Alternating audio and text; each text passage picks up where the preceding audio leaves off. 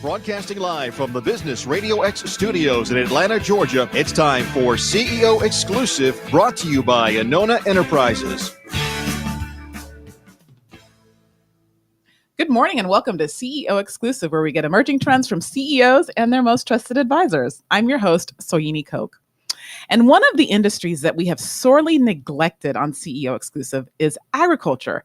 It's a really huge industry here in Georgia, which is where we record, and it's also really important to the national economy. And so I did some chasing, and I was like, I want somebody from agriculture on the show. And I actually went back to one of our previous guests, Brandon Lisi, from a few years ago and said, okay, Brandon, you're in agriculture. Tell us who we should have on the show. And so on today's show, I'm really excited to welcome the team from Agrisource Data. Their CEO, Ben Worley, and one of their board members and investors, Mark Moore. Welcome to the show, gentlemen. Thank you. Thanks for having us. So, Ben, before we get started, tell us a little bit about what Agrisource Data does, because it sounds like you're not out farming peaches or peanuts. And then tell us about the trends in agriculture that you think our CEOs need to know. Sure, absolutely. So Agrisource Data is really focused on providing hypervisibility into the food supply chain. And so what that means is we use multiple layers of data, or what we call multi-layer intelligence, to identify trends and predict the future, all the way from the point of planting a crop to the point of retail. And so the goal of what we're trying to do is help reduce a lot of the waste and loss that happens along that food supply chain.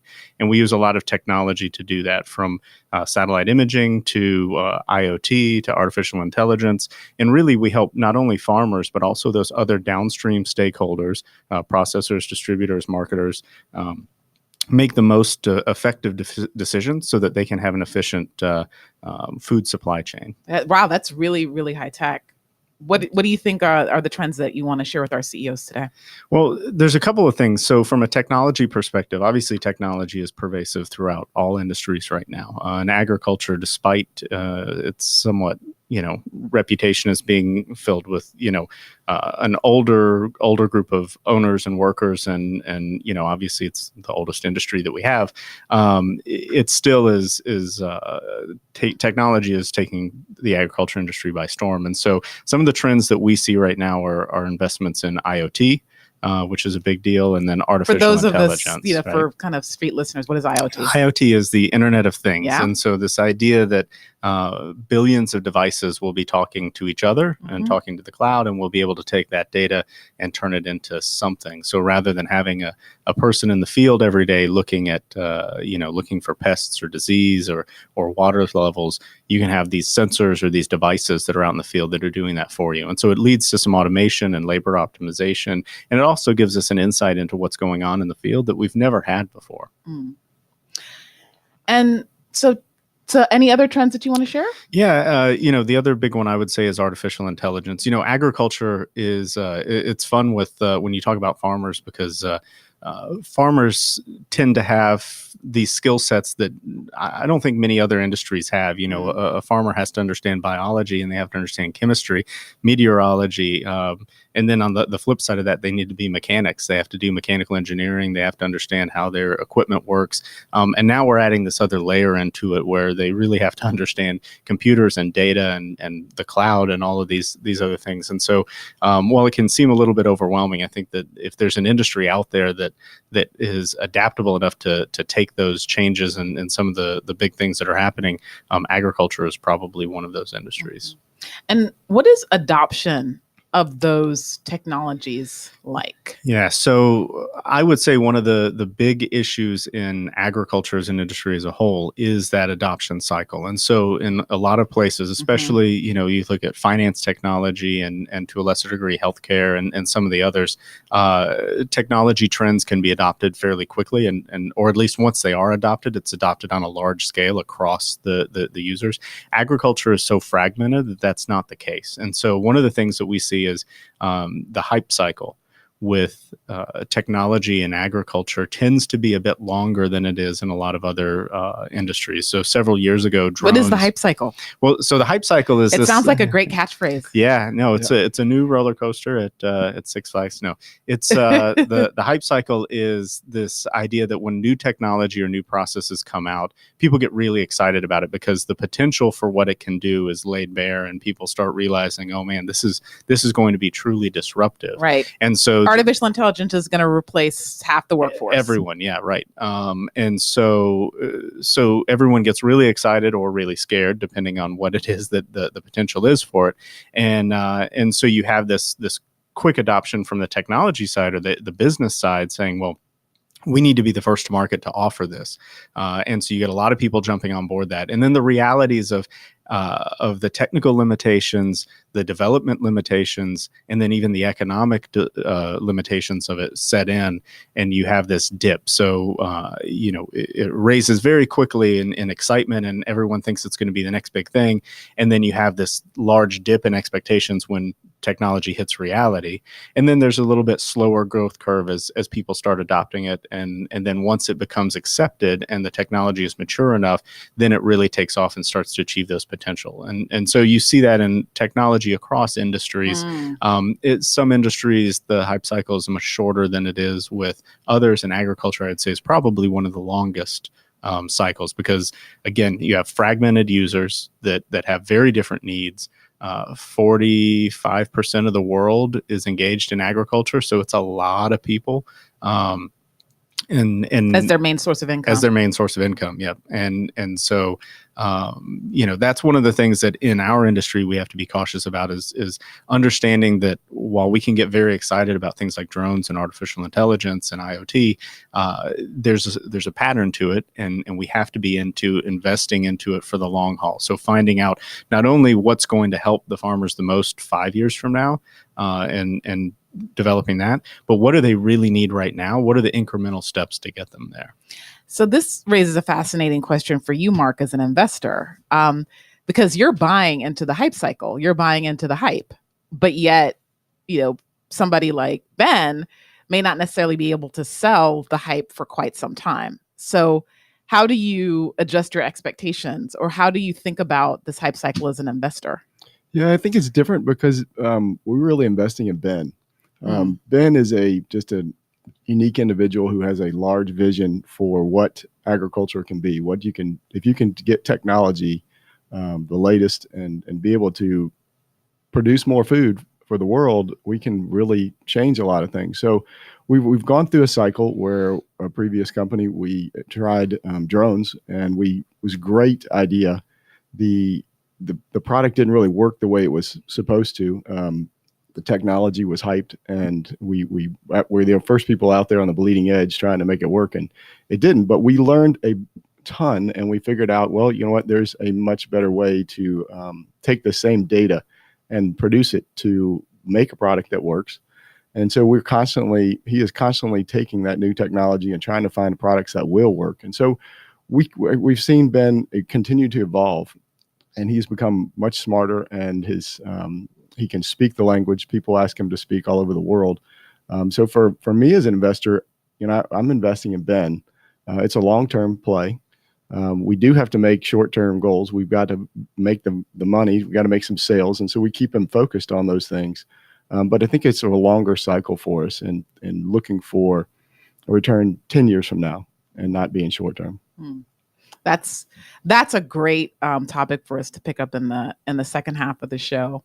But just a couple more thoughts on the hype cycle. So in last week's show, we talked with Brightlink, their new CEO, Rob Chen, about this mismatch between demand for technology and supply of technology, and I'm wondering how the hype cycle maps onto that, and how you help your customers, your farmers, know what to consume, and how do you adjust, your development for their immediate needs? Like, how do you take all this wonderful artificial intelligence and map it onto what they need today? Yeah, I think it takes a significant crushing of your hopes and dreams to do that. You have to look at, we get really excited about the cool stuff we're building. I mean, we're forecasting yield, so we're predicting what's going to come off of the field and when, and we're doing it at accuracy levels and lengths of time out that you've never been able to do before. And while there's definitely some real value there, and there's some even more amazing things that we know we can do, selling that is a little bit more challenging. And so technology providers as a whole, and I think not just in the agriculture industry, but technology providers as a whole have a tendency to get a little ahead of their skis sometimes, and really look at the art of the possible, and that's what you go out and you sell to investors. So especially when you start looking out at Silicon Valley and some of the other large VCs and what they're investing in, they're investing very much in the hype cycle. What's exciting? What's the next new thing? And not necessarily looking as much at what are the immediate needs. And so I think that there is an imbalance between this supply of technology and the demand for it. Because, frankly, the stuff that they need right now is not nearly as sexy as what we see the possibility being and what they can do. And there's only so much you can take from a disruptive stance and advance. There's only so far out that you can do that. And so as technology providers, we have to keep an eye on both pieces. We have to be looking 3 years, 5 years out. What is it that we're building towards that will be this amazing, new future of agriculture?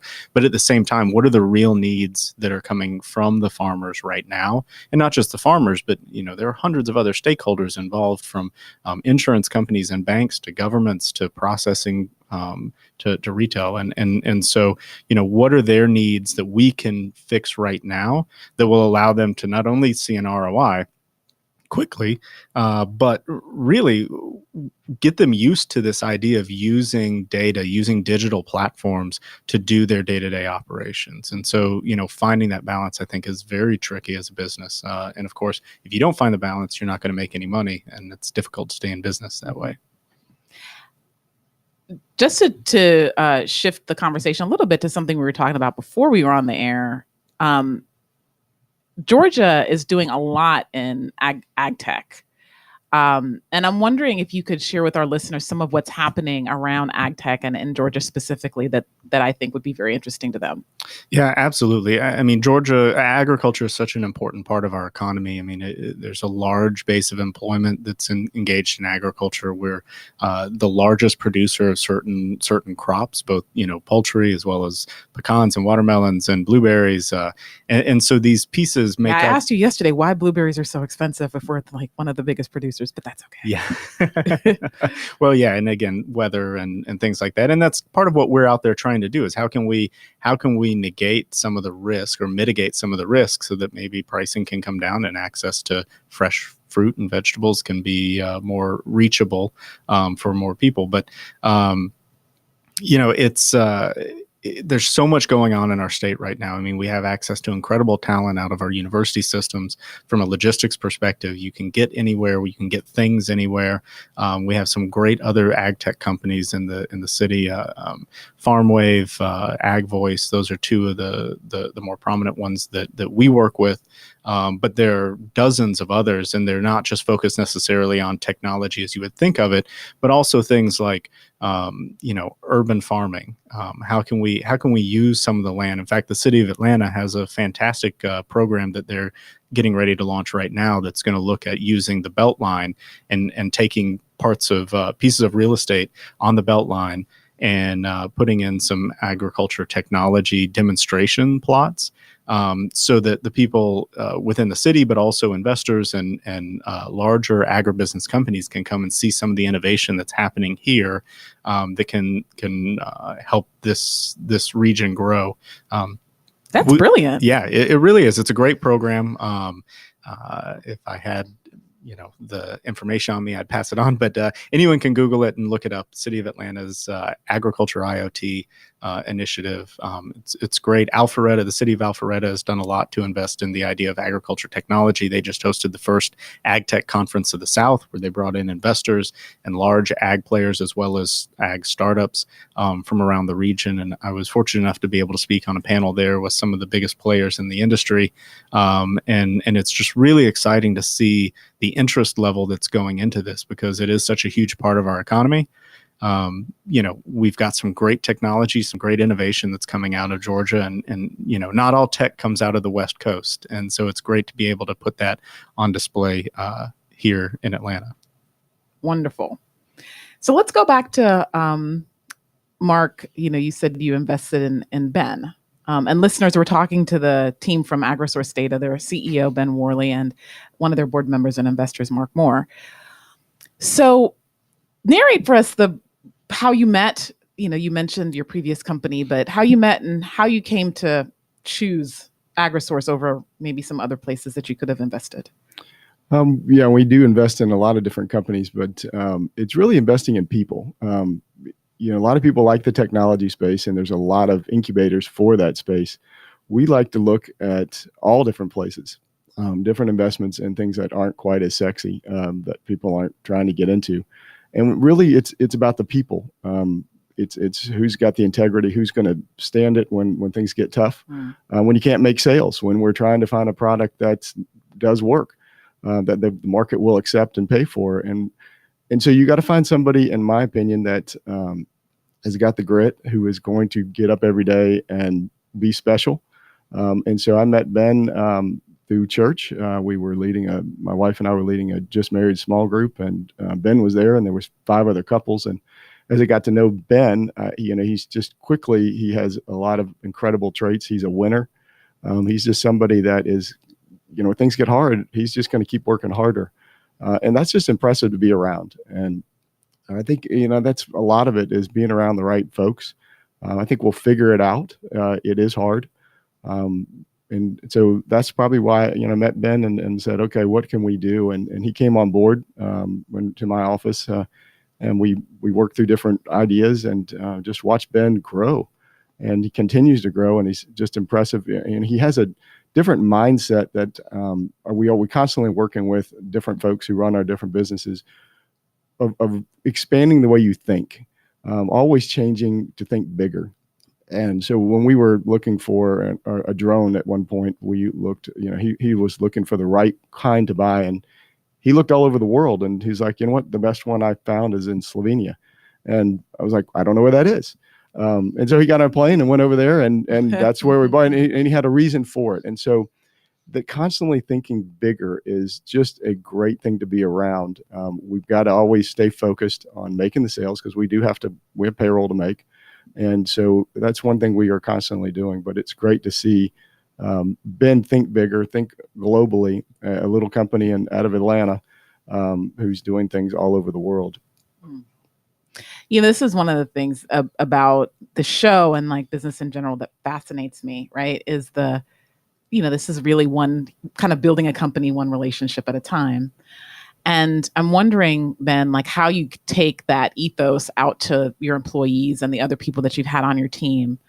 How do you kind of spread the culture that Mark was just talking about? Yeah, so we make them work really, really hard so they care about it. Everyone has a vested interest in the success of the company. Every employee is an owner. Every employee gets the vision, and they're passionate about what we're doing, and that certainly helps when they're dealing with potential customers or current customers, when they're developing product. We make everyone go out in the field, so everyone knows what it's like to, walk a cotton field in the middle of July. And you have a great farmer shirt on. I do. Well, I love the farmer shirt. This is my standard attire for the day. It's comfortable, but no, we make sure that everyone on our team understands the customer. right? And they understand the problem that we're facing, the challenge, the global challenge, and that really kind of contributes to this culture and this idea that what we're doing matters. And it comes through when they're talking to customers, when they're developing product, when they're thinking about how this can have an impact on the day-to-day operations of a grower or a processor somewhere around the world. Because we operate globally, but the needs around the world are very similar to what you see, in our own backyard. Mm-hmm. How do you bridge the gap, or how do you develop a culture that's both a match for an industry that's thousands of years old and technology that's like bleeding edge? Very carefully. It's I like to remind people that as old as the idea of agriculture is, and as an industry it is, farmers had self-driving cars long before Tesla or Uber or anyone else even dreamed of it. Self-guided tractors, GPS-guided tractors have been around for more than a decade, and they've gained widespread adoption because the benefits are just obvious. So when the benefits are there and the ROI is there, technology doesn't scare the average farmer. They get it. At the end of the day, they're a businessman, and they understand that if the money is to be made from it, they'll take the chance. However, the flip side of that is it needs to be proven to them before they do that. And so,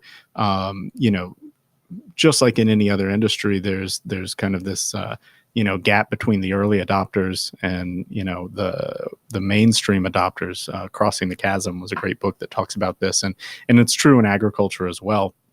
I think the number of early adopters is smaller, but at the end of the day, all the technology and all the amazing things we're doing with IoT and AI and all the other really cool stuff that's happening, blockchain, and that's happening in all the other catchphrases that everyone likes to hear, that's happening in the industry. At the end of the day, it's still about putting a seed in the dirt and applying fertilizer and water and sunlight and making food out of it.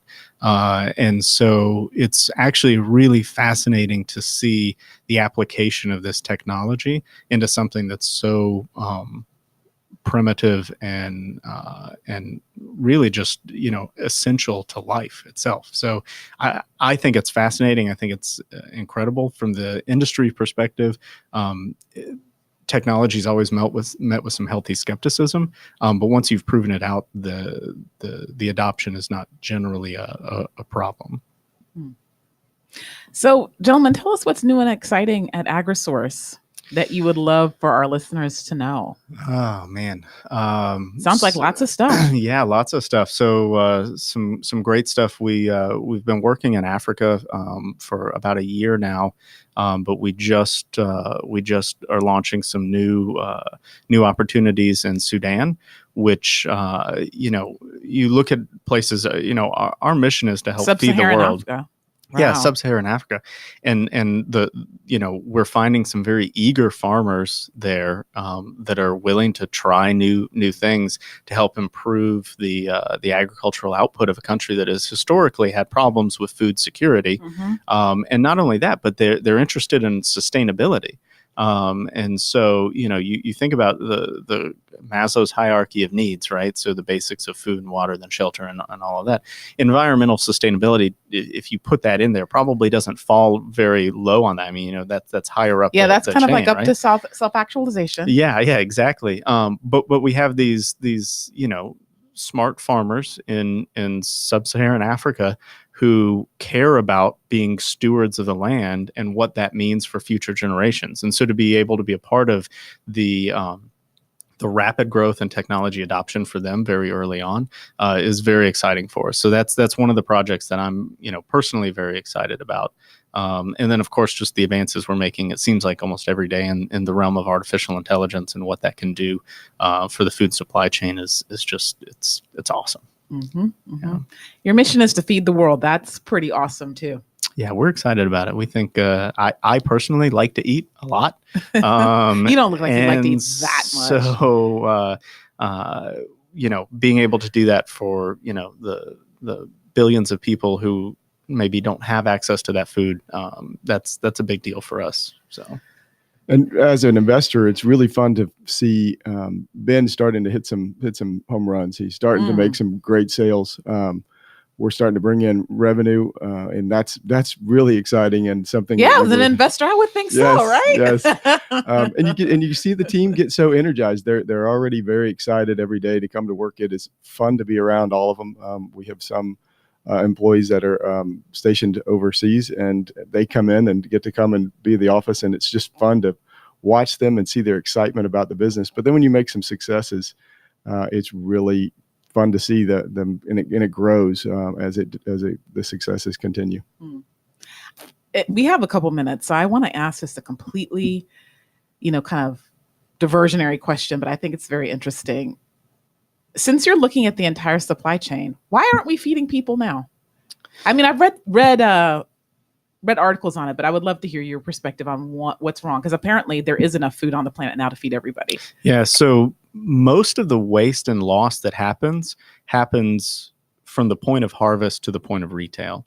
And so we believe, and this is my opinion, so I don't know how valuable that actually is, but you have the data, right? Well, yeah, we do, and that it's a data informed opinion, but we believe that it's because there's an uncertainty within the food supply chain. So everyone throughout the steps, from the farmer getting ready to harvest to the retail shelf, they're not 100% sure what's going to be coming down the line. I mean, we've worked with some very large, multi-billion-dollar, multinational companies that have trucks that show up full of produce that they don't know that the truck's coming. They don't know how much is going to be involved with it, how much they're going to get out of it. And so when you have that kind of inefficiency, you're naturally going to have a lot of loss. And so what we're trying to do is put some certainty around that. It's not because there's a lack of data. Everyone we talk to from a customer perspective says they're drowning in data. So we say they're drowning in data in an information desert, because the difference between data and information is one is actionable and the other is just noise.